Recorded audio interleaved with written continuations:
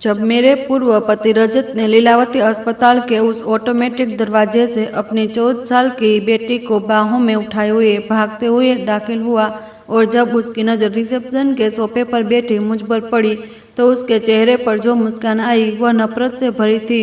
वह रुका, अपनी बीमार बेटी को बाहों में संभाला और फिर मेरी तरफ देखकर बोला, अरे वाह अंजलि, तो तुम यहाँ सफाई का काम करती हो क्या?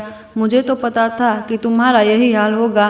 उसकी आवाज़ में वही पुराना घमंड था। मैंने अपनी सांस रोकी, मेरा खून जम गया। 18 साल बाद पहली बार मैं उस आदमी के सामने थी जिसने मुझे और मेरे बच्चे को जब सबसे ज़्यादा ज़रूरत थी तब छोड़ दिया था।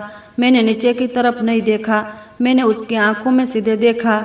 मैं अब 28 साल की कमज़ोर औरत नहीं थी जिसे वह तोड़ सकता था।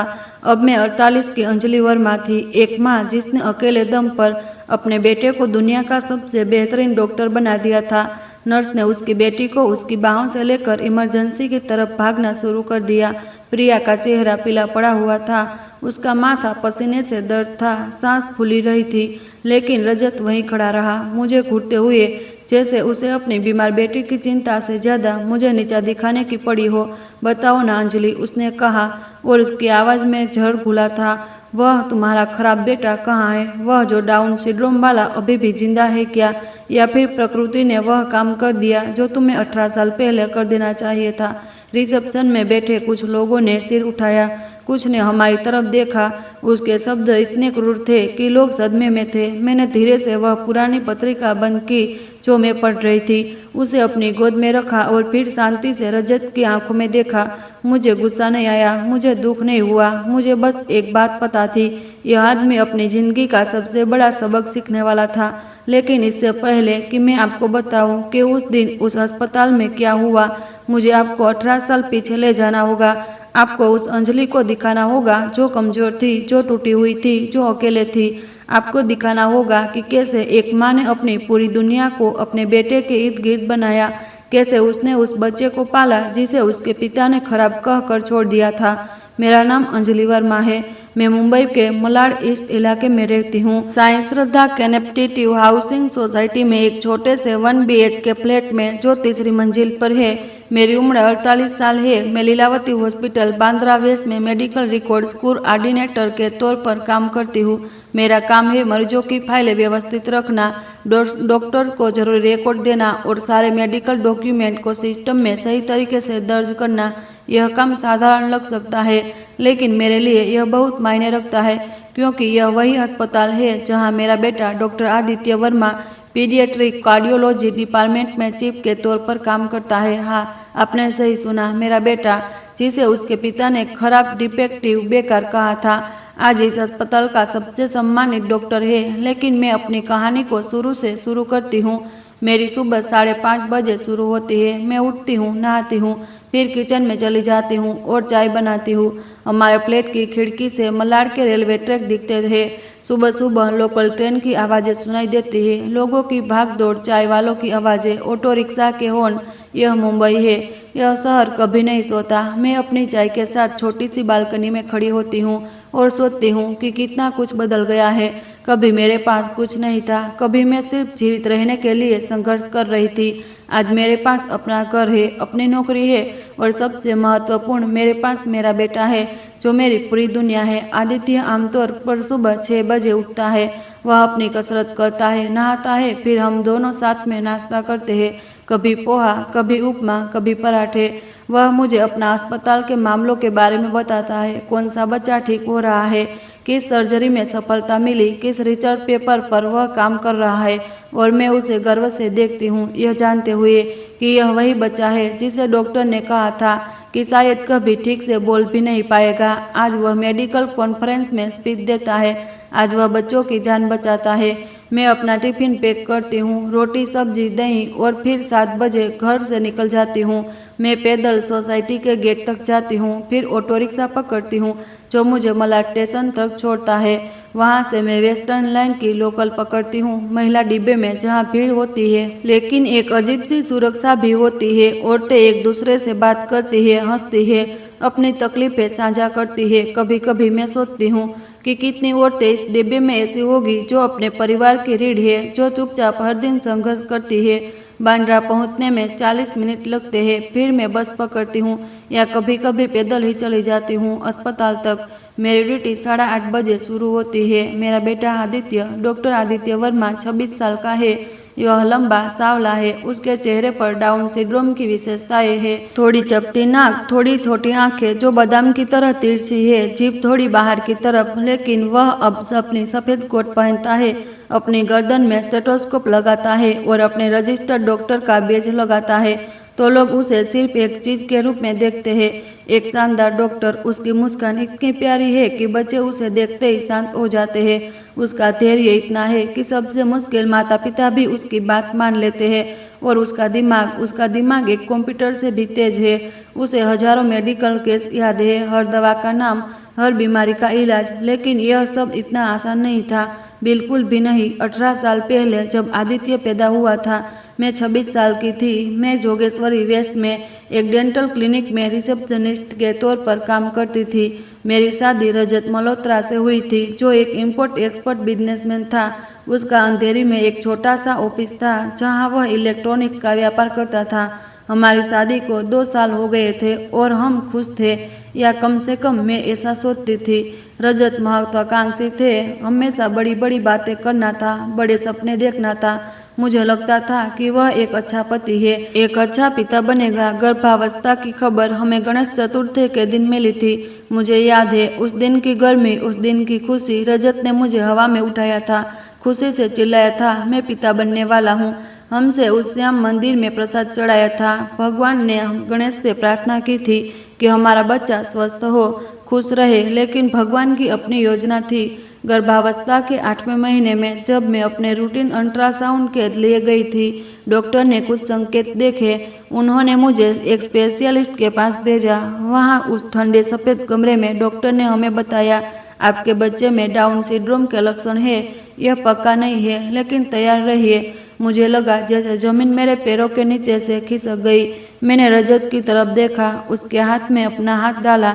मुझे उम्मीद थी कि वह मुझे सांत्वना देगा, कहेगा कि सब ठीक होगा, कि हम साथ में इससे निपटेंगे। लेकिन जो मैंने उसके चेहरे पर देखा वह मुझे हिला गया। वह घृणा थी, वह गुस्सा था, वह अस्वीकृति थी। यह गलत है, उसने कहा अपनी कुर्सी से उठते हुए। यह मेरे साथ नहीं हो सकता, फिर से चेक करो। डॉक्टर ने समझाने की कोशिश की, लेकिन रजत ने सुना नहीं। वह बाहर निकल गया, दरवाजा जोर से बंद करते हुए। मैं वहाँ बैठी रह गई, अपने पेट पर हाथ रखे, अपने अनजान बच्चे को महसूस करते हुए जो मेरे अंदर लात मार रहा था।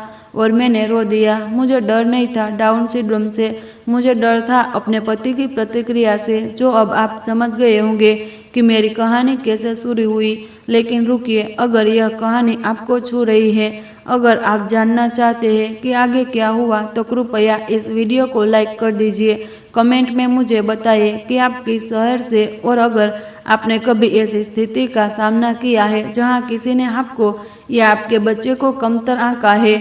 और अगर आपने अभी तक चैनल को सब्सक्राइब नहीं किया है तो कृपया अभी कर लीजिए और घंटी का बटन दबा दीजिए ताकि आपको हर नई कहानी की सूचना मिले।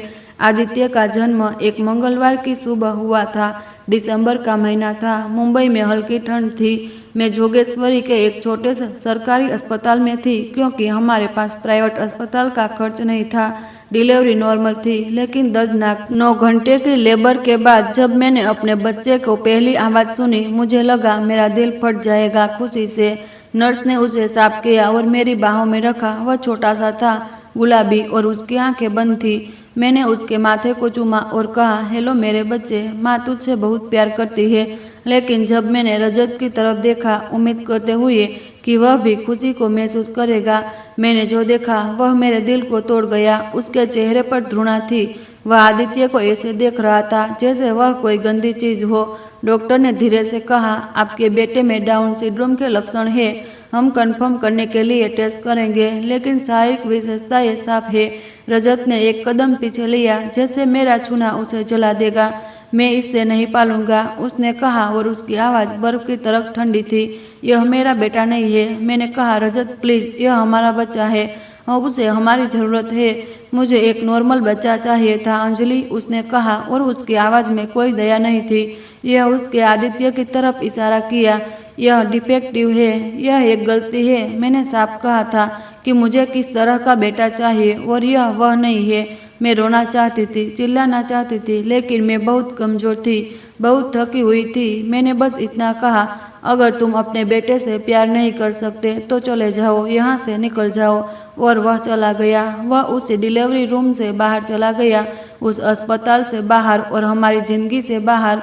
मैं वहाँ अकेली रह गई, आदित्य को अपनी बाहों में पकड़े हुए, नर्स की सहानुभूति भरी नज़रों के साथ। नर्स ने मेरे कंधे को छुआ और कहा, आप मजबूत हैं, आप कर लेंगी। उस रात अस्पताल के बेड पर अकेली मैंने अपने बेटे को देखा। उसकी छोटी उंगलियां मेरी उंगली को पकड़ रही थी। उसकी सांसें नियमित थी, शांत थी। और मैंने एक फैसला लिया, अगर मुझे इस आदमी और इस बच्चे के बीच चुनना है तो मैं हमेशा अपने बेटे को चुनूंगी, हमेशा। अस्पताल में छुट्टी के बाद घर लौटना सबसे मुश्किल था। रजत अपने कपड़े ले जा चुका था। उसने एक नोट छोड़ा था, मैं अंधेरी में एक फ्लैट किराए पर ले रहा हूँ, मुझे सोचने के लिए जगह चाहिए। तुम फिलहाल घर में रह सकती हो, लेकिन किराया तुम्हें ही देना होगा। मैं उस बच्चे के लिए कुछ नहीं दूंगा। मुझे नौकरी से भी निकाल दिया गया क्योंकि मैं मैटरनिटी लीव ली थी और क्लिनिक में मालिक को मेरी जगह किसी और को ले ली थी। मेरे पास कोई बचत नहीं थी। मेरे माता पिता एक कार एक्सीडेंट में गुजर चुके थे 3 साल पहले। मेरा कोई भाई बहन नहीं था। रजत का परिवार, वे गायब हो गए जैसे ही उन्हें आदित्य के बारे में पता चला। उसकी माँ, जो मेरी शादी में इतनी खुश थी, अब मेरे फ़ोन नहीं उठाती थी। मैं पूरी तरह अकेली थी, एक नवजात बच्चे के साथ। कोई पैसा नहीं, कोई नौकरी नहीं, कोई सहारा नहीं। पहले कुछ महीने जीवित रहने की लड़ाई थी। मैंने घर का सामान बेचना शुरू किया। पहले मैंने गहने गए, वो सोने की चूड़ियाँ जो रजत ने शादी में दी थी, वह मंगलसूत्र, वे झुमके। फिर टीवी गया, फ्रिज गया, वॉशिंग मशीन गई। हर चीज़ जो कुछ पैसे ला सकती थी बेच दी गई, क्योंकि आदित्य को डॉक्टर की ज़रूरत थी। डाउन सिंड्रोम वाले बच्चे को ज़्यादा मेडिकल देखभाल की ज़रूरत होती है। उन्हें दिल की समस्या हो सकती है, सुनने की समस्या, थायराइड की समस्या। उन्हें फिजियोथेरेपी चाहिए होती है क्योंकि उनकी मांसपेशियां कमज़ोर होती है। उन्हें स्पीच थेरेपी चाहिए होती है क्योंकि बोलना उसके लिए मुश्किल होता है। और यह सब बहुत महंगा है। मैंने सरकारी अस्पतालों का सहारा लिया। मैं घंटों लाइन में खड़ी रहती, सिर्फ एक डॉक्टर से 10 मिनट बात करने के लिए। मैं मुफ्त थेरेपी प्रोग्राम को ढूंढती, एनजीओ को ढूंढती जो मदद करते थे। मैं हर उस दरवाजे पर दस्तक देती जहां से मदद मिल सकती थी। जब आदित्य 6 महीने का हुआ, मुझे नौकरी करनी पड़ी। मुझे एक ऑफिस बिल्डिंग में सफाई का काम मिला, शाम 6 बजे से रात 12 बजे तक। पैसे कम थे लेकिन कुछ तो थे। मैं आदित्य को अपनी पड़ोसन शांता ताई के पास छोड़ती थी। वह एक बूढ़ी विधवा थी जो मुझसे बहुत कम पैसे लेती थी। वह दयालु थी, लेकिन मुझे हमेशा चिंता रहती थी, क्या वह आदित्य का ठीक से ख्याल रख रही है, क्या वह उसे खाना दे रही है, क्या वह उसे बदल रही है। मेरा रूटीन कातिलाना था। मैं सुबह 5 बजे उठती, आदित्य को नहलाती, उसे खिलाती, उसके साथ खेलती, उसके साथ एक्सरसाइज करती जो फिजियोथेरेपिस्ट ने सिखाई थी। दोपहर 3 बजे जब वह सोता, मैं भी थोड़ा सो लेती। फिर शाम 5:30 बजे से उसे शांता ताई के पास छोड़ती और काम पर निकल जाती। मैं फर्श पहुंचती, शौचालय साफ करती, कचरा उठाती। मेरे हाथ हमेशा केमिकल से लाल रहते थे। मेरी पीठ दर्द से चीखती थी, लेकिन मैं रुकती नहीं थी क्योंकि घर पर एक बच्चा था जिसे मेरी ज़रूरत थी। रात 12:30 बजे मैं आदित्य को उठाती, उसे घर लाती और उसे अपने पास सुलाती। और हर रात उसके सोने से पहले मैं उसके माथे को चूमती और कहती, माँ तुझसे बहुत प्यार करती है, तू मेरी पूरी दुनिया है। वीकेंड पर मैं दूसरे घरों में सफाई करती। मैं आदित्य को अपने साथ ले जाती, उसे एक छोटे से स्ट्रोलर में। कुछ लोग शिकायत करते कि मैं बच्चे को काम पर क्यों लाती हूँ, यह प्रोफेशनल नहीं है। वे कहते मैं अपने आंसू पीती और काम करती रहती क्योंकि मुझे उन पैसों की ज़रूरत थी। लेकिन आप जानते हैं सबसे अद्भुत बात क्या थी? आदित्य एक खुश बच्चा था। हर मुश्किल के बावजूद, हर संघर्ष के बावजूद वह मुस्कुराता था। जब मैं उसे शांता ताई के पास से उठाती, उसका चेहरा रोशन हो जाता। वह अपनी छोटी बाहें मेरी तरफ फैलाता और मैं जानती थी कि हर तकलीफ इसके लायक है। जब वह 1 साल का हुआ, उसने बैठना सीखा। यह छोटी बात लग सकती है, लेकिन डाउन सिंड्रोम वाले बच्चे के लिए यह बहुत बड़ी उपलब्धि है। फिजियोथेरेपिस्ट ने कहा, आप बहुत अच्छा काम कर रही है अंजलि, आदित्य अच्छी तरक्की कर रहा है। मैं रो पड़ी, खुशी के आंसू। जब वह 2 साल का हुआ, उसने अपने पहले शब्द बोले, माँ। उसने कहा, सिर्फ माँ और मेरी दुनिया रुक गई।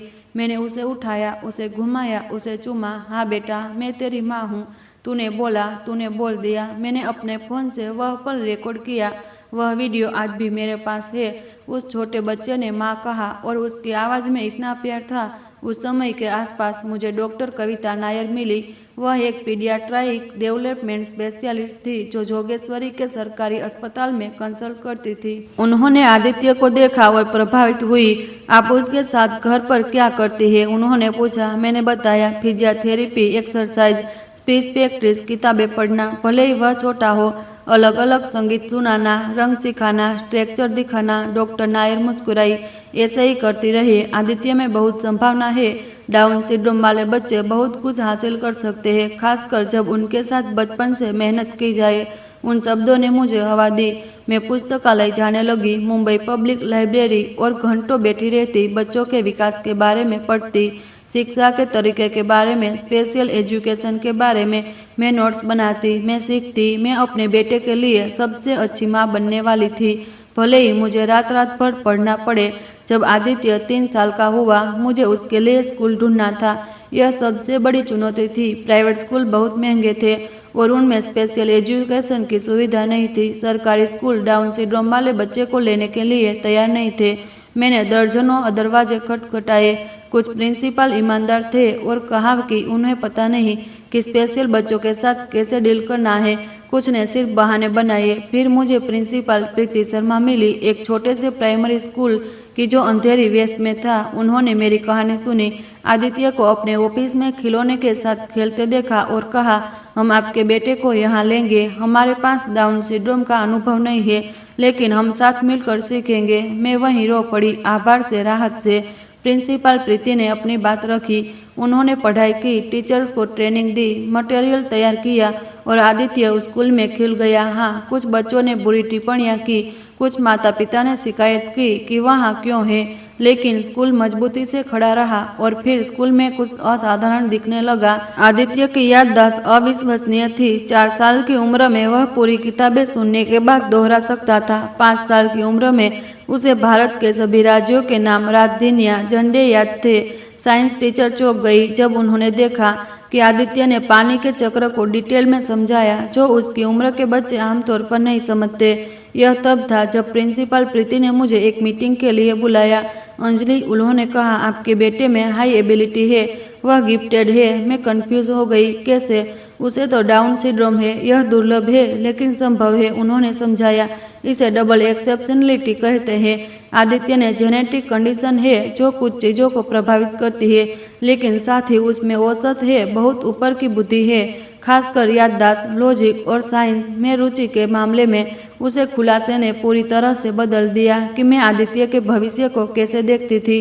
वह सिर्फ एक स्पेशल नीड्स वाला बच्चा नहीं था जिसे मैं जिंदा रखने में मदद कर रही थी। वह एक शानदार बच्चा था, बहुत बड़ी संभावना के साथ। मैं ज़्यादा एडवांस किताबें खरीदने लगी, पुराने बुक स्टॉल से जहाँ सस्ती मिलती थी। साइंस की किताबें, बायोलॉजी, एनाटॉमी। आदित्य सब कुछ खा जाता। 6 साल की उम्र में उसे शरीर की सभी हड्डियों के नाम पता थे। 7 साल में वह फिजिक्स और केमिस्ट्री की बेसिक चीज़ें समझता था।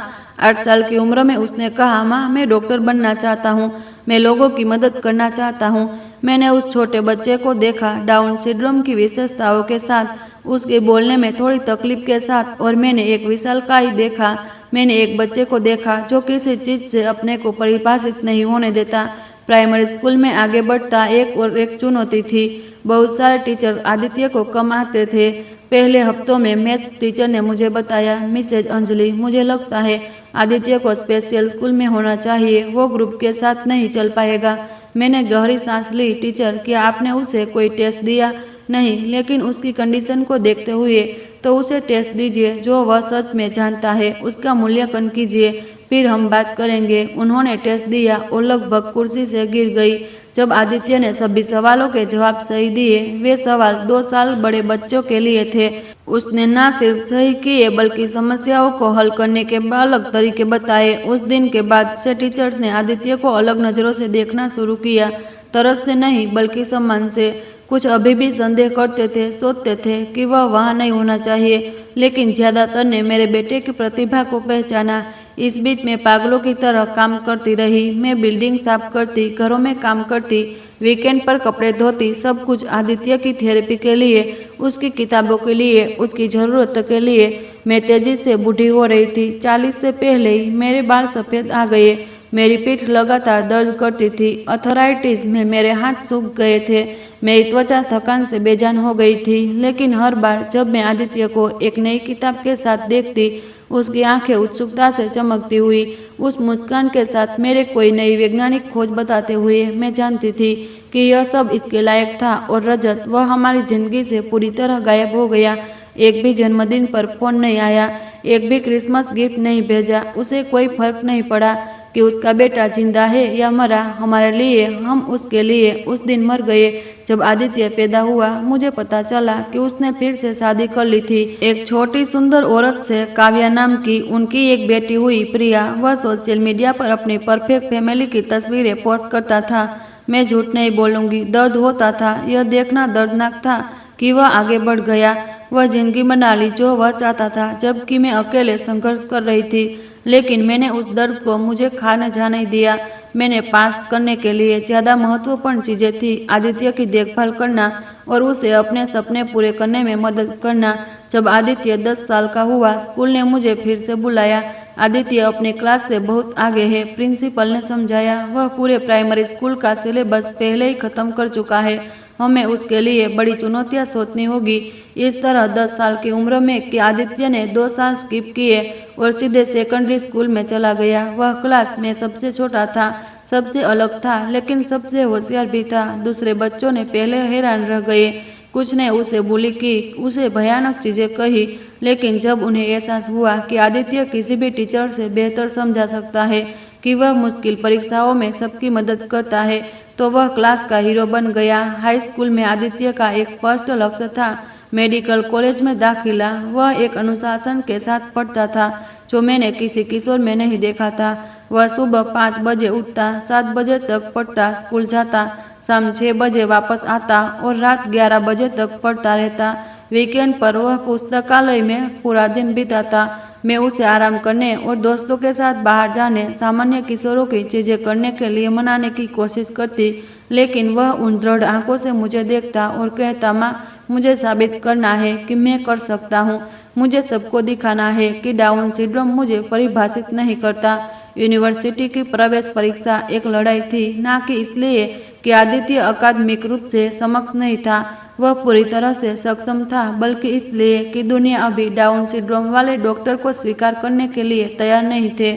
हमें अच्छे इरादे वाले काउंसलर्स को फोन आए जो कहते थे कि मैं लड़के को गलत उम्मीद दे रही हूँ, कि मेडिसिन किसी ऐसे के लिए असंभव है, कि मुझे उसके सीमाओं के अनुकूल कुछ और ढूंढने के लिए प्रोत्साहित करना चाहिए। मैं चुपचाप सुनती और फिर आदित्य को रसोई की मेज पर पढ़ते देखती, बायोलॉजी और केमिस्ट्री की किताबों से घिरे हुए, और सोचती कि वे अपनी सीमाओं को लेकर कहीं और जाए।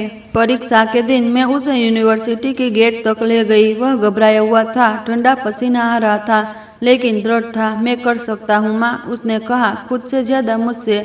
मैं यह कर लूँगा। और उसने किया। जब परिणाम आए और उसका नाम स्वीकृत छात्रों की सूची में दिखाई दिया, मैं जमीन पर घुटने के बल गिर गई और रो पड़ी, जैसे मैंने पहले कभी नहीं रोई थी। यह उदासी का रोना नहीं था, न ही थकान का। यह कृतज्ञ का रोना था, गर्व का, विजय का। आदित्य ने सभी बाधाओं के खिलाफ, सभी पूर्वाग्रहों के खिलाफ, दुनिया की सभी निचली उम्मीदों के खिलाफ, मेरे बेटे ने देश के सबसे अच्छे मेडिकल कॉलेज में से एक जगह जीती थी।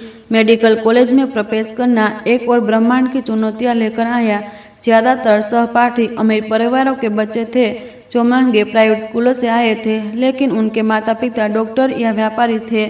आदित्य गरीब इलाके का लड़का था, डाउन सिंड्रोम के साथ, जो बस से 2 घंटे की यात्रा करके आता था। पहले महीने मुश्किल थे। कुछ प्रोफेसर स्पष्ट रूप से उनकी क्षमता पर संदेह करते थे, कुछ सहपाठी गलियारों में बुरी टिप्पणियां करते थे। लेकिन आदित्य के पास एक हथियार था जो उन्होंने नहीं सोचा था। वह उन सबसे बेहतर था। पहली परीक्षाओं में उसने ग्रुप के सबसे ऊंचे नंबर लिए।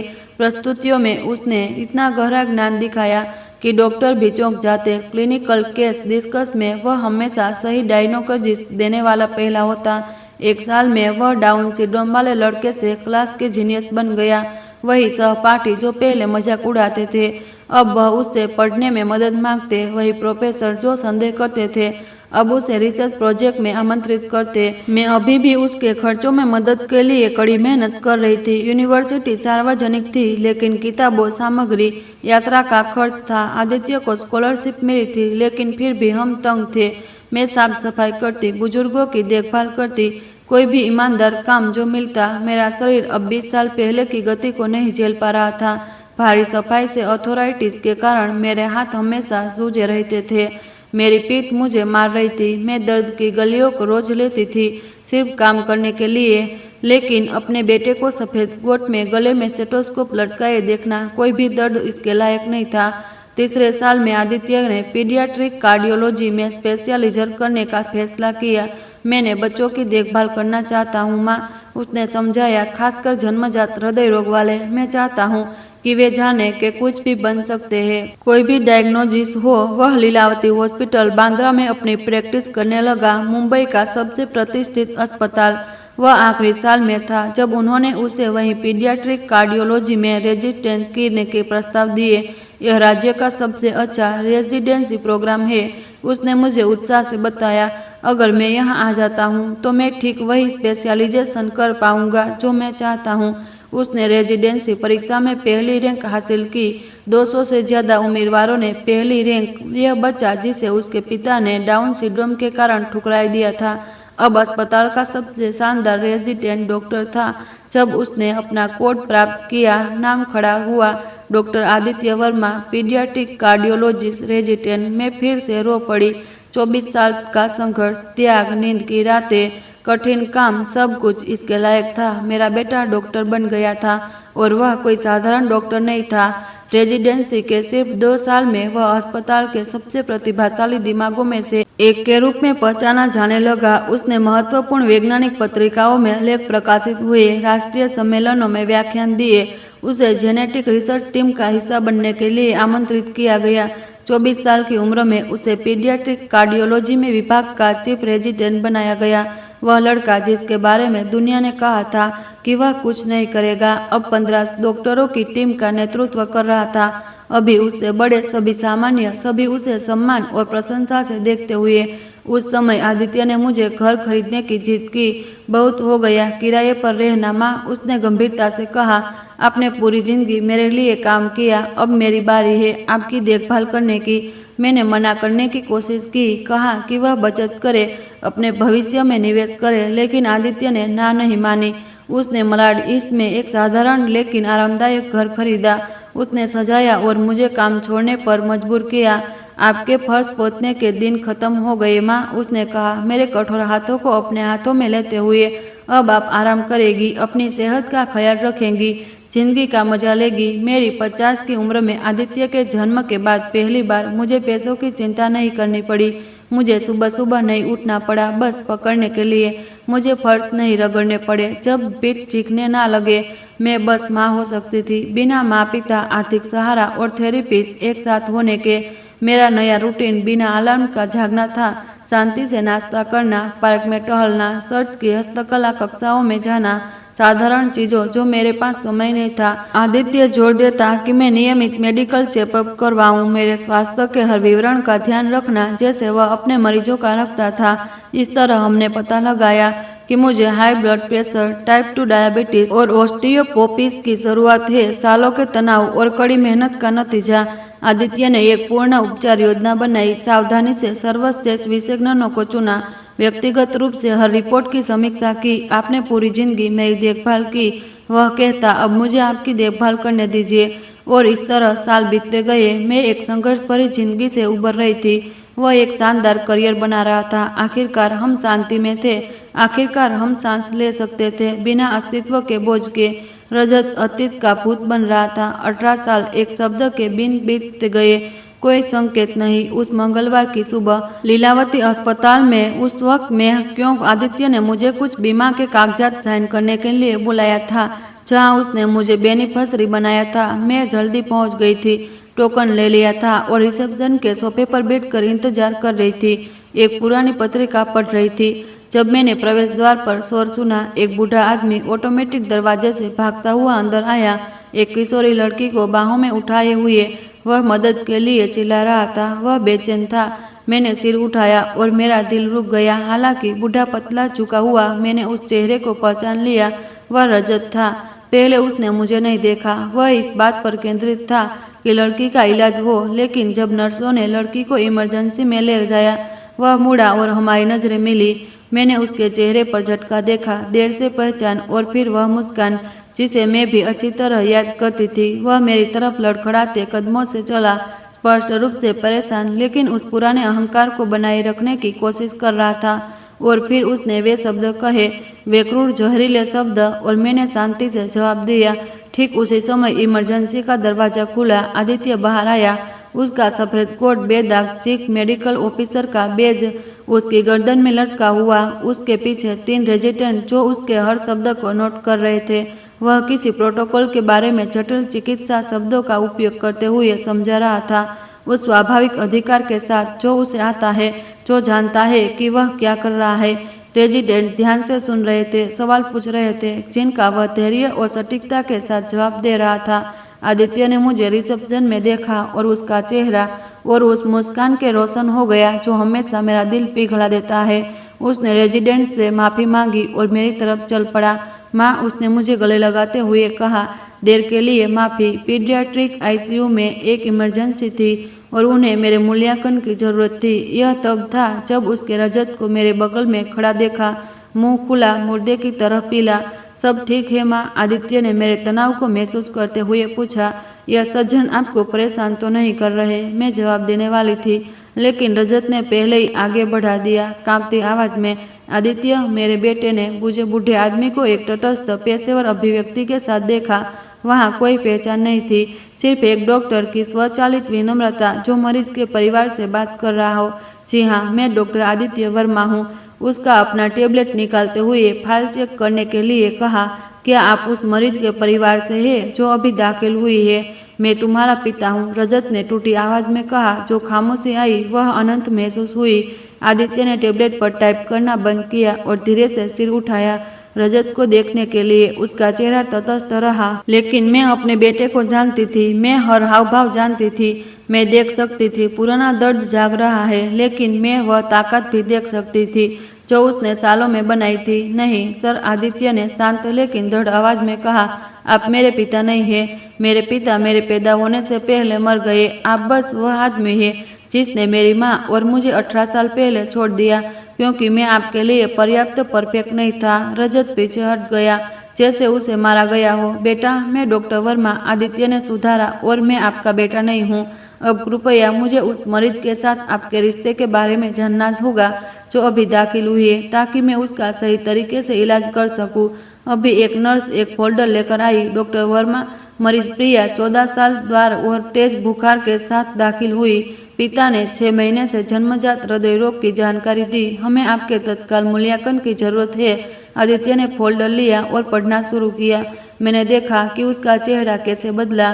पेशेवर अभिव्यक्ति वास्तविक चिंता में बदल गई। उसके रजत की तरफ देखा। आप प्रिया के पिता हैं? उसने पूछा। रजत ने बस सिर हिलाया, बोलने में असमर्थ। मेरे साथ आइए, आदित्य ने इमरजेंसी की तरफ चलते हुए कहा। मुझे उसके हृदय रोग की पूरी हिस्ट्री चाहिए। यह कब शुरू हुआ, कितनी बार होता है, हर एपिसोड कितने समय तक रहता है, वह कौन सी दवाइयाँ ले रही है। मैं वही खड़ी रह गई, उन्हें जाते देखती। रजत ने एक बार पीछे मुड़कर मुझे ढूंढा, लेकिन मैंने मुंह फेर लिया। वह मुझसे इतना भी हकदार नहीं था। मैं फिर से बैठ गई और इंतजार करने लगी। मुझे पता था आदित्य को समय लगेगा। वह हमेशा हर मरीज के साथ अपना समय लेता था, खासकर अगर वे बच्चे हो। मैंने अपना फोन निकाला और बहाना किया कि मैं व्यस्त हूँ, लेकिन मेरा दिमाग हजारों मील प्रति घंटे की रफ्तार से चल रहा था। यह सब कितना विडंबनापूर्ण था। उसे प्रोसेस कर रही वह आदमी जिसने हमें छोड़ा अब उस बेटे पर निर्भर था जिसे उसने ठुकराया, उस बेटी को बचाने के लिए जिसे उसने प्यार करना चुना। 2 घंटे बीत गए। आखिरकार आदित्य इमरजेंसी से बाहर आया, थका हुआ लेकिन संतुष्ट चेहरा लिए। वह मेरे बगल में बैठ गया। तुम कैसी हो? उसने धीरे से पूछा। मुझे तुमसे यह पूछना चाहिए, मैंने उसका हाथ पकड़ते हुए जवाब दिया। उसने गहरी सांस ली। प्रिया स्थिर है। यह तेज बुखार के कारण द्वारा था जो संक्रमण से हुआ। मैंने एंटीबायोटिक और दवाएं दे दी। वह कुछ दिन अवलोकन के लिए यहाँ रहेगी। और वह मैंने बिना नाम के लिए पूछा। वह बेचैन है।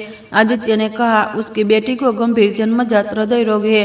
जाहिर है उसे कई बार अस्पताल में भर्ती किया जा चुका है। उसने मुझे कई विशेषज्ञों की रिपोर्ट भी भरा एक फोल्डर दिखाया। लगता है किसी भी डॉक्टर ने पूरी तरह से नियंत्रित नहीं किया है।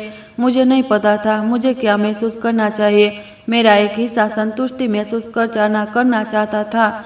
इसे देह न्याय के रूप में देखना चाहता था। वह आदमी जिसने जेनेटिक के कारण एक बेटे को ठुकराया अब एक गंभीर न्यूरोलॉजिकल समस्या वाली बेटी थी। लेकिन मेरा बड़ा हिस्सा, वह हिस्सा जो आदित्य ने मुझे सालों में संभावना दिखाया, सिर्फ उन निर्दोष लड़की के लिए उदासी महसूस करता जो दुख झेल रही थी। तुम क्या करोगे? मैंने पूछा। मेरा काम, उसने सरलता से जवाब दिया। मैं प्रिया की जितनी अच्छी तरह संभव हो सके देखभाल करूंगा। उसका कोई दोष नहीं है कि उसके पिता कौन है और मैं डॉक्टर इसलिए नहीं बना कि पुरानी कड़वाहट और के आधार पर किसकी मदद करनी है यह चुनो। मेरा बेटा हमेशा इतना ईमानदार, हमेशा हम में से किसी से भी बेहतर। अगले दिन प्रिया अस्पताल में रही और आदित्य ने व्यक्तिगत रूप से केस संभाला। उसने टेस्ट का पूरा बैटरी मांगा, दूसरे विशेषज्ञों से सलाह ली, पूरी हिस्ट्री देखी। मुझे पता था यह रजत के लिए नहीं कर रहा था, बल्कि उसके बावजूद रजत ने कई बार आदित्य के पास आने की कोशिश की, गलियारों में उसका इंतजार किया, इलाज से परे बातचीत निकालने की कोशिश की, लेकिन आदित्य ने एक निर्दोष पेशेवर दूरी बनाए रखी। उसने इलाज के बारे में जरूरी बातें जवाब दी। बस चौथे दिन आदित्य ने एक महत्वपूर्ण खोज की। वह प्रिया की पुरानी रिपोर्ट देख रहा था जब उसने कुछ नोटिस किया जो दूसरे डॉक्टरों ने नज़रअंदाज कर दिया था। माँ, उसने उस शाम मुझे उत्साह से फोन किया। मुझे लगता है मुझे प्रिया के हृदय रोग की असली वजह मिल गई। उसके दिल में एक छोटी विकृति है जो दूसरों ने नहीं देखी, क्योंकि यह सिर्फ एक विशेष प्रकार के स्कैन में दिखती है। अगर मैं सही हूँ तो एक सर्जरी से वो पूरी तरह ठीक हो सकती है। यह तो शानदार है। मैंने कहा, क्या तुम उसे बचाओगे? एक विराम था। हाँ, क्योंकि यह सही है। उस रात आदित्य ने रजत को अपने कंसल्टेशन रूम में बुलाया। मैं वहाँ नहीं थी, लेकिन आदित्य ने बाद में बताया। उसने रिपोर्ट्स दिखाई, खोज समझाई, ऑन ऑपरेशन का विवरण और सफलता की संभावनाएं बताई। रजत ने चुपचाप सुना, आंसू बहते हुए। जब आदित्य ने खत्म किया, रजत ने बस कहा, क्यों? क्यों? आदित्य ने पूछा। तुमने जो कुछ मुझे और तुम्हारी माँ को किया, उसके बाद तुम मेरी बेटी की क्यों मदद की परवाह करते हो? आदित्य ने मुझे बताया कि वह एक पल चुप रहा, शब्द खोते हुए। फिर उसने कहा, क्योंकि मैं आप जैसा नहीं हूँ। आपने जेनेटिक कंडीशन के कारण एक बेटे को छोड़ा।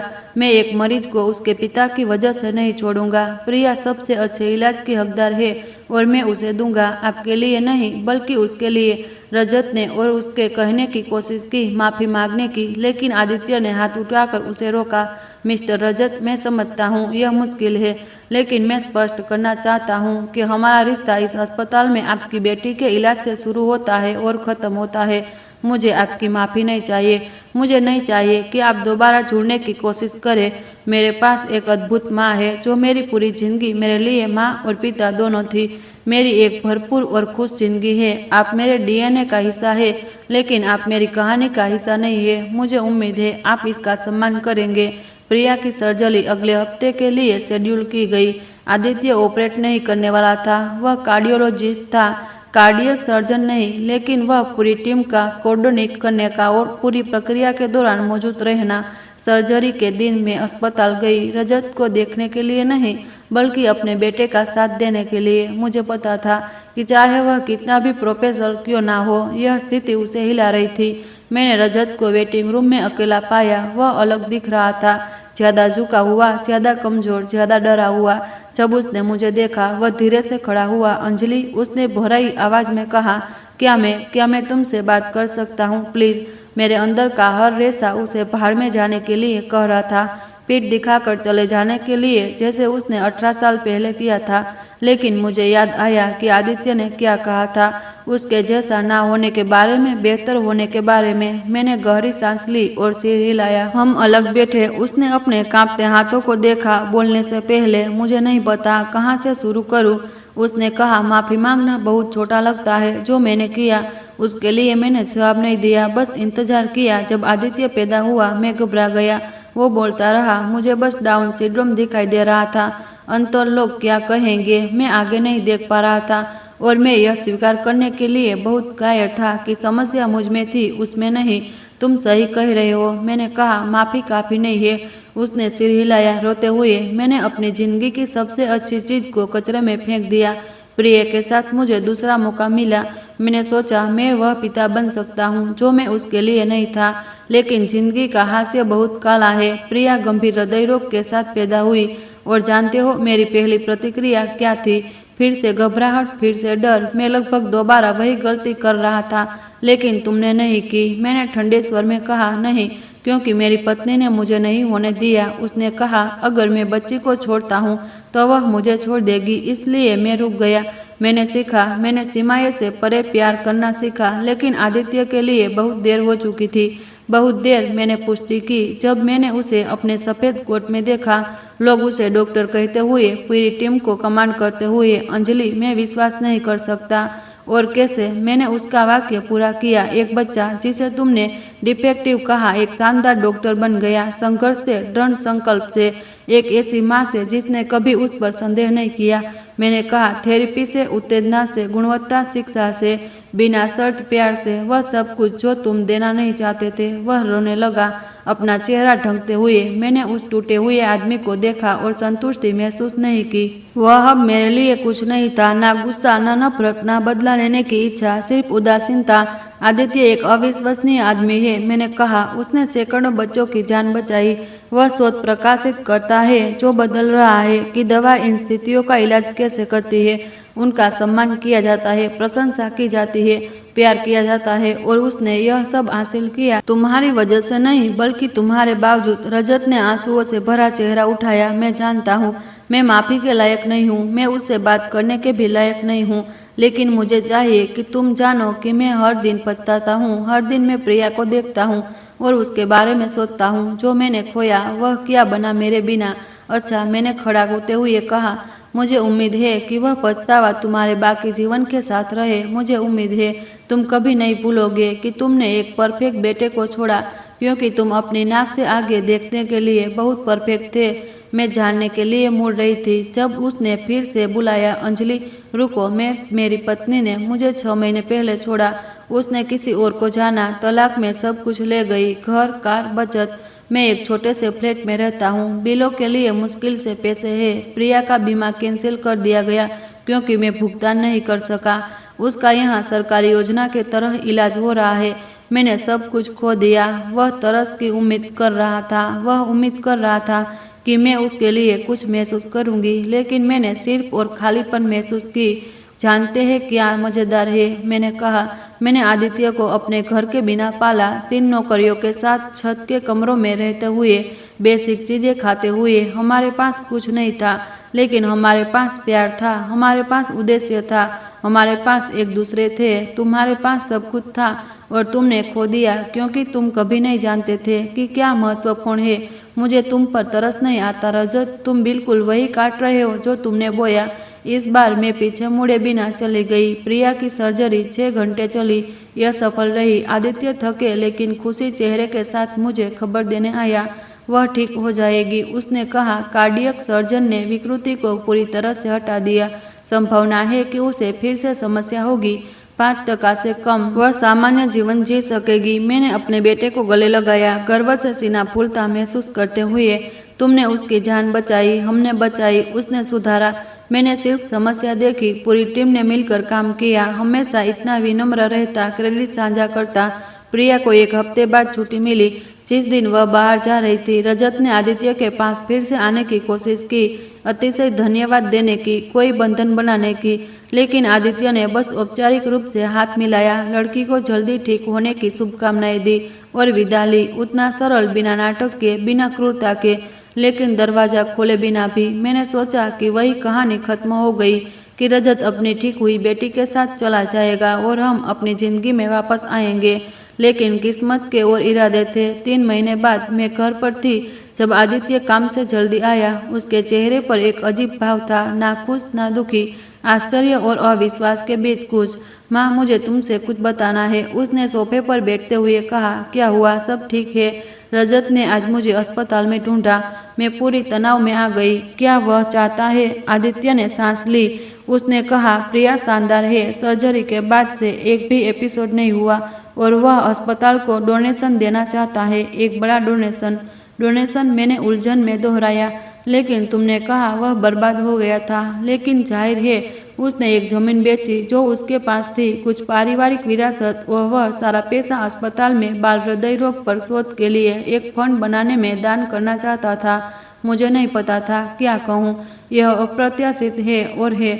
आदित्य ने जारी रखा, वह चाहता है कि फंड मेरे नाम पर हो। उसने कहा, वह चाहता है कि यह doctor Aditya Verma fund for paediatric कोडियस रिसर्च हो।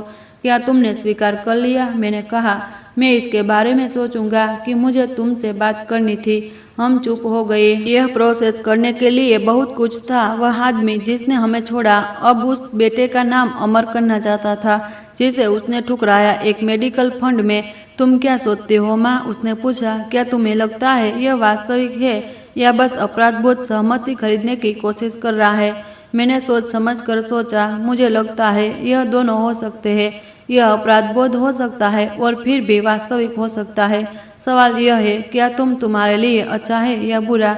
आदित्य सोचने लगा। जानते हो क्या अजीब है, मैं उसके लिए कुछ महसूस नहीं करता, ना गुस्सा ना कड़वाहट। वह मेरे लिए एक अजनबी की तरह है, कोई जो जैविक रूप से मुझसे जुड़ा है लेकिन भावनात्मक रूप से शून्य है। और पैसे मैंने जोड़ दिए। वह पैसा बहुत सारे बच्चों की मदद कर सकता है। हाँ, उसने सहमति जताई, और इसलिए मैं स्वीकार करने के बारे में सोच रहा हूँ। उसके लिए नहीं बल्कि बच्चों के लिए। और उसने वही किया। उसके शर्त के साथ डोनेशन स्वीकार किया कि रजत समझे कि इससे कुछ नहीं बदलता। यह एक मेडिकल ऐप था, भावनात्मक बंधन नहीं। उन्होंने धूमधाम से फंड बनाया, अस्पताल ने समारोह किया, प्रेस को आमंत्रित किया। पूरा शो रजत वहाँ था, महत्वपूर्ण देखने की कोशिश कर रहा था, आदित्य की रोशनी से थोड़ा चिपकने की कोशिश कर रहा था, लेकिन जो चमक रहा था वह मेरा बेटा था। उसने विज्ञान के महत्व पर एक प्रभावशाली भाषण दिया, कैसे हर बच्चा सीमाओं के बिना जीने का हकदार है। उसने प्रिया के बारे में बात की और कैसे दवा जीवन बदल देती है। उसने रजत का एक बार भी उल्लेख नहीं किया और वह एक तरफ से सबसे अच्छा बदला था। उस आदमी को उसकी अपनी कहानी में अप्रासंगिक बनाना। समारोह के बाद टॉस में मैंने रजत को आदित्य के पास जाते देखा। मैं पास गई सुनने के लिए। आदित्य उसे संकोच से कहा, मैं जानता हूँ यह कुछ नहीं बदलता।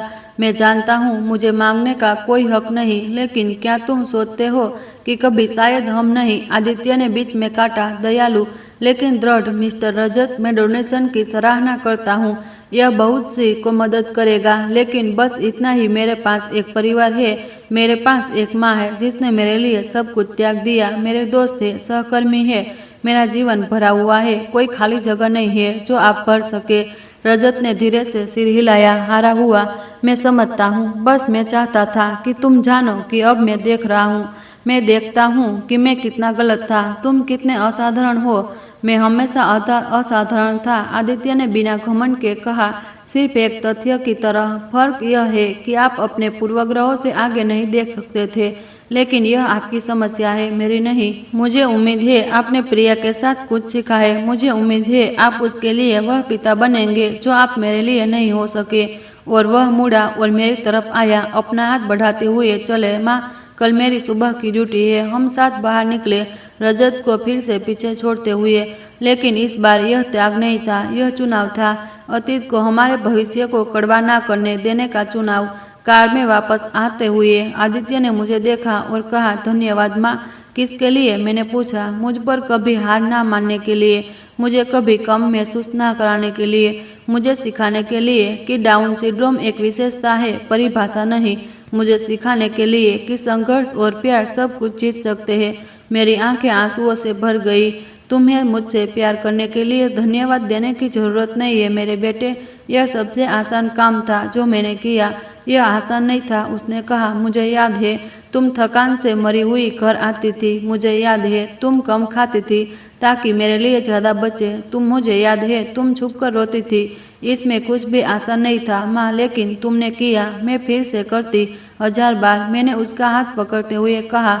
हम घर पहुँचे और अपनी सामान्य चीज़ें की। वह मुझे अस्पताल के केस बताता, मैं उसे सोसाइटी की बातें बताती। यह सरल था, सामान्य था, परफेक्ट था। उस रात सोने से पहले मैंने पूरे सफ़र के बारे में सोचा। 18 साल पहले उस दिन से अस्पताल में जब रजत ने हमारे बेटे को घृणा से देखा था। 18 साल का संघर्ष, त्याग, आंसू, कठिन काम और अंत में जो आदमी सोचता थे परफेक्ट जेनेटिक सफलता सुनिश्चित करती है, वह अकेला और टूटा हुआ था। और जिस बच्चे को उसने ठुकराया था वह जीवन बचा रहा था और दुनिया बदल रहा था। जिंदगी ने हर किसी को वही दिया जो वे लायक थे। मैंने आंखें बंद की और शुक्रगुजार हुई। मुश्किलें के लिए धन्यवाद जिसने हमें मजबूत बनाया। हर आंसू के लिए धन्यवाद, हर चुनौती के लिए धन्यवाद जिसने उस आदमी को बनाया जो आज मेरा बेटा है। और अजीब तरह से रजत के लिए भी धन्यवाद, क्योंकि अगर वह अपने पूर्वग्रह के साथ रुका होता तो वह आदित्य की चमक को बुझा देता। उसका छोड़ना चाहे कितना भी दर्दनाक क्यों ना हो, सबसे अच्छा उपहार था जो उसने हमें दे सकता था। उसने हमें बढ़ने चमकने की आज़ादी दी। अगले महीने आदित्य के लिए और भी पहचान लाए। उसका शोध एक प्रतिष्ठित अंतर्राष्ट्रीय पत्रिका में प्रकाशित हुआ। उसने दूसरे देशों में सम्मेलन में बोलने के लिए आमंत्रित किया गया। लेकिन जो मुझे सबसे ज़्यादा गर्व दिलाता था वह था कि वह अपने मरीजों के साथ कैसा व्यवहार करता था। एक दोपहर मैं वेटिंग रूम में थी जब एक युवा औरत एक रोते हुए बच्चे के साथ आई। बच्चे को डाउन सिंड्रोम था। माँ बेचैन थी, खोई हुई थी। आदित्य ने उसे व्यक्तिगत रूप से देखा। जब वह बाहर आई वह दूसरी थी। उसके आंसू थे, लेकिन उम्मीद के। वह मुझसे बात करने के लिए रुकी। वह डॉक्टर, उसने आदित्य के कंसल्टेशन रूम की तरफ इशारा करते हुए कहा, उसे डाउन सिंड्रोम है और वह डॉक्टर है। उसने मुझे बताया मेरा बेटा कुछ भी बन सकता है। उसने मुझे सफलता के केस दिखाए। पहली बार मुझे डर नहीं है, मुझे उम्मीद है। मैं गर्व से फट गई। यही था, आदित्य सिर्फ जीवन नहीं बचा रहा था, वह मानसिकताएं बदल रहा था, बाधाएं तोड़ रहा था। वह एक प्रतीक बन गया था। वह स्कूल और सपोर्ट ग्रुप में बात करने लगा, हमेशा एक ही संदेश के साथ, सीमा के दिमाग में है जो कम आंकता है, ना कि उसमें जिसमें कम आंक जाता है। एक पत्रकार ने डाउन सिंड्रोम को हराने वाले डॉक्टर की कहानी के लिए इंटरव्यू मांगा। आदित्य ने स्वीकार किया, लेकिन एक शर्त के साथ। मैंने डाउन सिंड्रोम को नहीं हराया। उसने समझाया, मेरे पास डाउन सिंड्रोम है और हमेशा रहेगा। यह मेरा हिस्सा है। जो मैंने हराया वह पूर्वाग्रह था, निजी उम्मीदें, वे असली विकलांगता है। मेरे क्रोमोसोम में नहीं, बल्कि लोगों को मानसिकता में। रिपोर्ट सुंदर निकली। यह पूरे भारत में वायरल हुई। हर जगह में चिट्ठियां में यूं आई, माता पिता जिन्होंने स्पेशल नीड्स वाले बच्चों को जन्म दिया था, प्रोत्साहन के शब्द लिखते हुए। युवा वयस्क डाउन सिंड्रोम के साथ जो आदित्य को अपना हीरो मानते थे, टीचर जिन्होंने स्पेशल एजुकेशन में जाने का फैसला किया, उसकी कहानी से प्रेरित होकर। और जानते हैं किसने वह रिपोर्ट देखी? रजत ने। उसने अस्पताल फोन किया, आदित्य से बात करने की कोशिश की। मेरे बेटे ने कॉल वापस नहीं किया। रजत ने हफ्तों तक कोशिश की। फिर उसने आने की कोशिश की, लेकिन सिक्योरिटी ने उसे नहीं जाने दिया। तब उसने मुझे फार्मेसी से बाहर निकलते समय पकड़ा। बूढ़ा, ज्यादा बेचैन। अंजलि प्लीज, उससे गिड़गिड़ाया, बस 5 मिनट, उससे बात करना चाहता हूँ। वह तुमसे बात नहीं करना चाहता। रजत, इसे स्वीकार करो। मैंने रिपोर्ट देखी।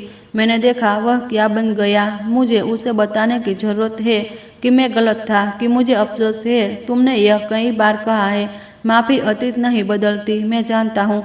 उसने लगभग चिल्लाते हुए कहा, लेकिन मुझे कोशिश करने की जरूरत है। मुझे चाहिए कि वह जाने कि मैं हर दिन पछताता हूँ। मैंने उस आदमी को देखा और कुछ नहीं महसूस किया, ना तरस, बस थकान। रजत, तुम माफी अपने लिए बेहतर महसूस करने के लिए चाहते हो, लेकिन माफी तुम्हारे बारे में नहीं है। यह उस व्यक्ति के बारे में है जिसे तुमने चोट पहुंचाई। और आदित्य को आगे बढ़ने के लिए तुम्हें माफ करने की जरूरत नहीं है।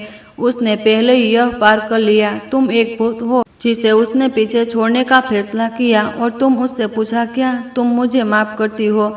मैंने उस सारी रातों के बारे में सोचा जब मैं अकेली रोई, भूख, पीठ का दर्द, सब कुछ नहीं। मैंने कहा, मैं तुम्हें माफ नहीं करती, लेकिन मैं तुम्हारे प्रति कड़वाहट भी नहीं रखती। तुम मेरे जीवन में बस अप्रासंगिक हो, आदित्य के जीवन में। और मुझे लगता है यह नफरत से भी बदतर है ना? मैंने उसे वहां छोड़ा और चली गई। और उस बार मैंने हमेशा के लिए अध्याय बंद कर दिया। एक और साल बीत गया। आदित्य 28 साल का हो गया। हमने घर पर एक पार्टी की। पार्टी के बीच में उसने मुझे अलग बुलाया। मैं माँ तुम्हें कुछ देना चाहता हूँ। उसने एक लिफाफा देते हुए कहा। घर के कागजात थे मेरे नाम पर।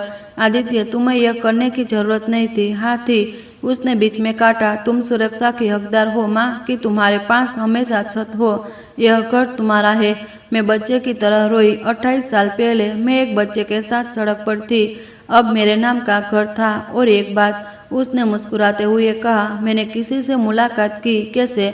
एक डॉक्टर नेहा, वह पीडियाट्रिक एनोकोलॉजिस्ट है। वह अद्भुत है माँ, और वह मुझे देखती है। जानती है, वह सिंड्रोम नहीं देखती, वह मुझे देखती है। मैं हंसी और एक साथ रोई। मेरा बेटा प्यार में था। वह पार्टी में है, उसने शर्माते हुए कहा। नीली ड्रेस वाली। मैंने उसे देखा। वह लोगों के साथ हंस रही थी। वह प्यारी लग रही थी। मैं नेहा से मिली और वह वाकई एक प्यारी इंसान थी। सबसे महत्वपूर्ण, वह मेरे बेटे को सच्चे प्यार से देखती थी। वे 2 साल डेट किए और फिर उन्होंने सगाई कर ली। शादी अगली बसंत के लिए शेड्यूल की गई। शादी के एक हफ्ता पहले हमें वेलेंटिलिटा से फोन आया। रजत की बेटी, वह अब 15 साल की थी और छुपकर फोन कर रही थी। डॉक्टर आदित्य, उसने घबराहट से कहा, यह मेरे पिता के बारे में है। वह बहुत बीमार है। अग्नाशय का कैंसर। वह मर रहे हैं। वह कहते हैं उन्हें जाने से पहले शांति बनानी है। आदित्य ने मुझे देखा। मैंने बस इतना कहा कि यह उसका निर्णय था। प्रिया, आदित्य ने कहा, मुझे बहुत अफसोस है, लेकिन मुझे नहीं पता कि मैं वह दे सकता हूँ जो वह चाहते हैं। मैं समझती हूँ। उसने रोते हुए कहा, मैं बस उन्हें धन्यवाद देना चाहती थी। आपने मेरी जान बचाई, और इस बात के बावजूद कि मेरे पिता कौन है, आपने कभी मुझे अलग तरीके से नहीं देखा। तुम्हें अपने पिता की गलतियों का बोझ नहीं उठाना है। आदित्य ने कहा। फोन काटने के बाद वह सोचता रहा। अंत में उसने जाने का फैसला किया। उसके लिए नहीं, बल्कि अपने लिए सफर पूरा करने के लिए। मैं उनके साथ गई। रजत एक सार्वजनिक अस्पताल में था, साझा कमरे में। वह हड्डियों को तक पतला था। पिला, तुम आ गए। उसने फुसफुसाया। आया। आदित्य ने दूर से कहा, प्रिया के लिए, तुम्हारे लिए नहीं। मैं उम्मीद नहीं कर रहा था कि तुम आओगे। मैं यह आसान बनाने के नहीं आया। आदित्य ने कहा, मैं तुमसे कुछ चीजें कहने आया हूँ अपने लिए। रजत ने सिर हिलाया। मैं कह सकता हूँ कि मैं तुम्हें माफ करता हूँ, लेकिन यह झूठ होगा। मैं तुम्हें माफ नहीं करता। जो तुमने मुझे किया, उसके लिए नहीं, वह तो बीत गया, बल्कि जो तुमने मेरी माँ को किया। तुमने उसे एक नवजात के साथ सड़क पर छोड़ दिया। तुमने उसे अपनी पीठ तोड़ने पर मजबूर किया। उसने मेरे लिए अपनी जिंदगी कुर्बान की, जबकि तुम अपनी परफेक्ट जिंदगी बना रहे थे। रजत रो रहा था। मैं जानता हूँ, इसलिए मैं शांति से नहीं मर सकता, और तुम्हें नहीं करना चाहिए। आदित्य ने कहा, उस बोझ को अंत तक ले जाओ, क्योंकि कार्यों के परिणाम होते हैं। बस मैं चाहता था कि तुम जानो। रजत ने कहा कि अब मैं देखता हूँ तुम कितने असाधारण हो। मैं अंधा था। मैंने एक अविश्वसनीय बेटे को जानने से खुद को वंचित किया। सही, आदित्य ने जवाब दिया। तुमने सब कुछ खो दिया। मेरे पहले कदम, मेरी ग्रेजुएशन, मेरी जिंदगी, और सबसे दुखद बात यह है कि तुमने यह मजबूरी से नहीं खोया, बल्कि चुनाव से। लेकिन मैं तुम्हें एक चीज के लिए धन्यवाद देता हूँ। अगर तुम रुके होते तो तुमने मेरे बचपन को झड़ दे दिया होता। तुम्हारे छोड़ने में मुझे आजाद किया। मैं माफी के लायक नहीं। रजत ने फुसफुसाया। नहीं, लेकिन मैं तुम्हें कुछ बेहतर दूंगा। उदासीनता।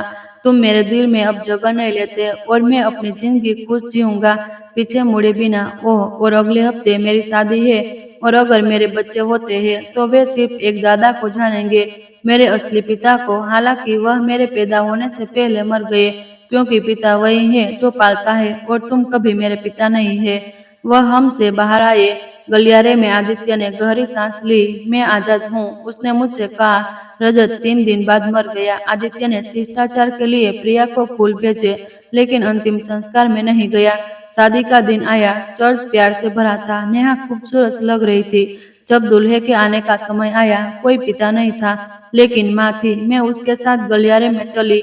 मेरा दिल गर्व से फट रहा था। हर कदम एक जीत था। हर कदम उन सभी लोगों को जवाब था जिन्होंने कहा था कि यह बच्चा कुछ नहीं करेगा। हर कदम उस आदमी को जवाब था जिसने अपनी सबसे बड़ी आशीर्वाद को त्याग दिया। वेदी पर पहुंचने से पहले आदित्य ने मंडली की तरफ मुड़कर कहा, नेहा से प्यार का वादा करने से पहले मुझे अपनी माँ को धन्यवाद देना है। माँ, तुमने मुझे बिना शर्त प्यार क्या होता है यह सिखाया। तुमने मुझे सिखाया कि असली विकलांगता प्यार की कमी है। मैं जो कुछ भी हूँ वह तुम्हारा वजह से हूँ। हर चीज। किसी की आंखें सूखी नहीं थी। पार्टी में अपने बेटे को पहली डांस करते देखकर मैंने सोचा कि हम कितनी दूर आए। जिंदगी की विडंबना, वह आदमी जिसने हमें छोड़ा, अकेला और पछतावे में मरा, और हम डिफेक्टिव वाले प्यार और सफलता से भरी जिंदगी बनाई।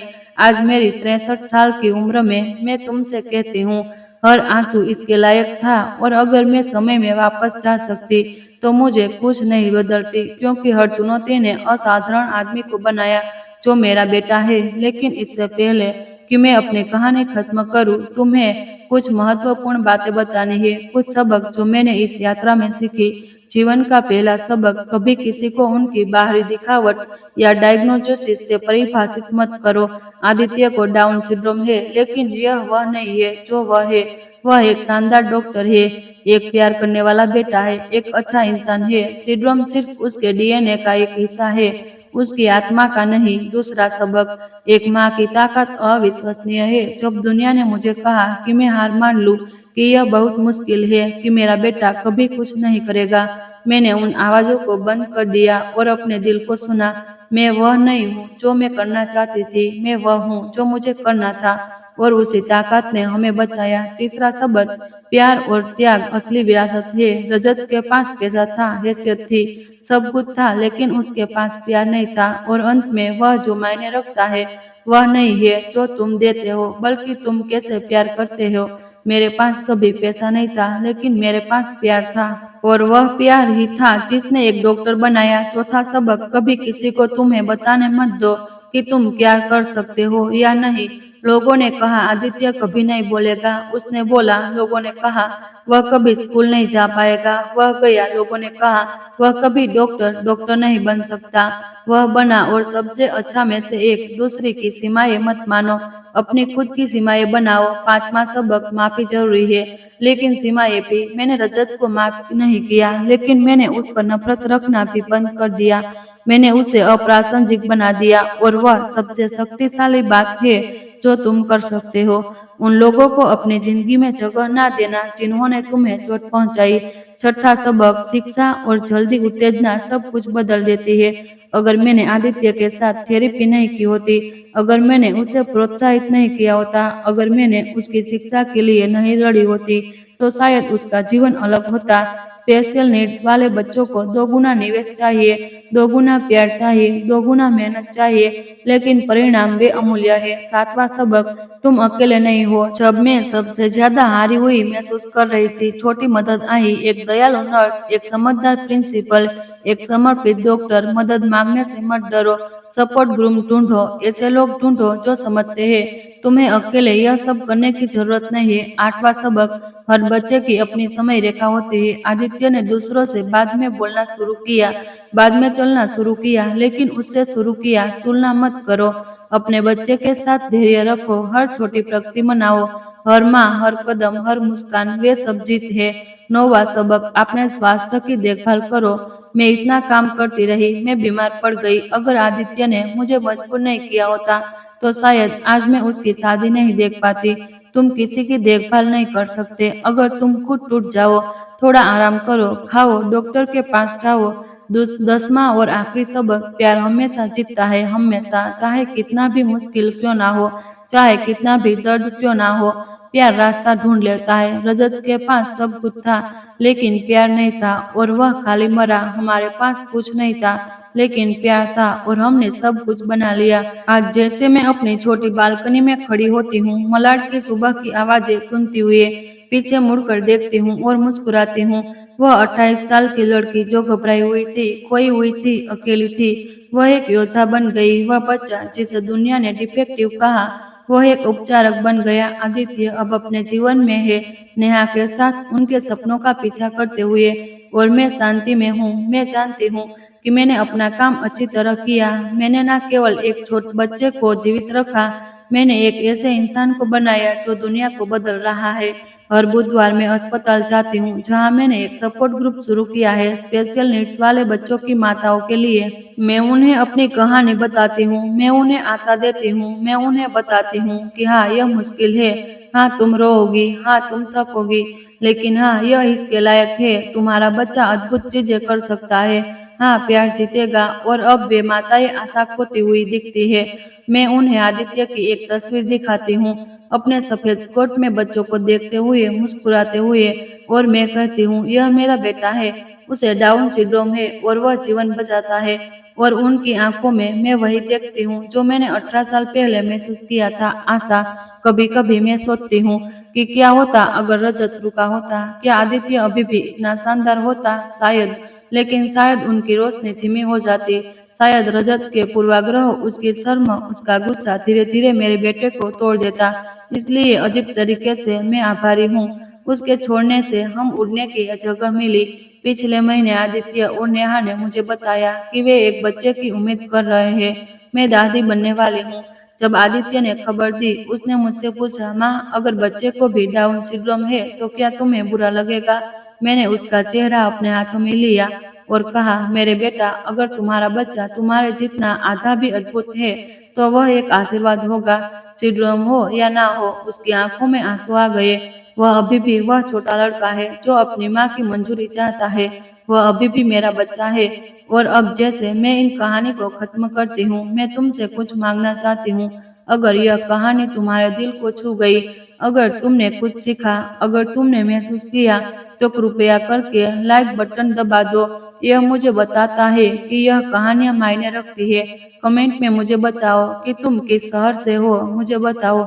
अगर तुमने कभी किसी ऐसे को जाना है जिसे कम आंका गया और जिसने सबको गलत साबित किया, मुझे बताओ। अगर तुम एक माँ हो जो संघर्ष कर रही हो और उम्मीद की जरूरत है, मुझे बताओ। अगर तुम एक पिता हो जो पछता रहा है और माफी चाहता है, मुझे बताओ। अगर तुम एक युवा व्यक्ति को डाउन सिंड्रोम या किसी दूसरी स्थिति के साथ जो सपने देख रहा है, और अगर आपने अभी तक सब्सक्राइब नहीं किया तो कृपया अभी करो। हर हफ्ते मैं ऐसी कहानियां लाती हूँ, संघर्ष की, जीत की, न्याय की, प्यार की। घंटी का बटन दबाओ ताकि तुम्हें हर नई कहानी की सूचना मिले।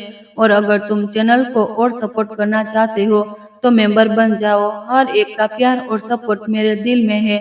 मैं तुम सबको अपना प्यार और आशीर्वाद भेजती हूँ। यार याद रखो, कभी किसी को तुम्हारी कीमत परिभाषित मत करने दो। तुम जो हो वह तुम्हारे क्रोमोसोम्स में नहीं, तुम्हारे दिल में तय कर होता है।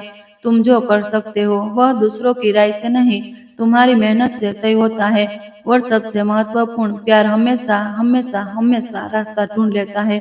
अगर तुम एक माँ हो स्पेशल नीड्स वाले बच्चे के साथ, मुझे सुनो, तुम अकेली नहीं हो। यह मुश्किल होगा, तुम रोगी, तुम्हें डर लगेगा, लेकिन देखो मेरी तरफ, मैंने लिया।